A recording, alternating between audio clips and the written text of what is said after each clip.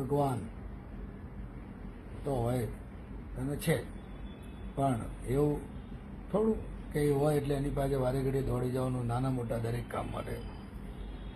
PM Modi છે તો નાના મોટા કામ માટે લોકો પીએમ મોદી પાસે પહોંચી જાય છે? નહીં. તમારે નાના લેવલે ગ્રામ પંચાયત હોય તો ગ્રામ પંચાયતના સભ્ય જોડે, નગરપાલિકા હોય તો નગરપાલિકાના સભ્ય જોડે તમારે એના સંપર્કમાં રહેવાનું હોય. તે જ રીતે તમને માનવ જીવન મળ્યું છે તો તમારી જોડેના સ્વજનો જોડે તમે તમારી સમસ્યાઓ હલ કરો. વારે ઘડીએ તમે ભગવાન પ્રભુને હેરાન ન કરો તેવી મારી વિનંતી. કેટલાક લોકો પોતાની ફેક્ટરી ચાલુ રહે તે માટે તમને સલાહ આપતા હશે કે ભાઈ ભગવાન પ્રભુ જ તમારું ભલું કરે.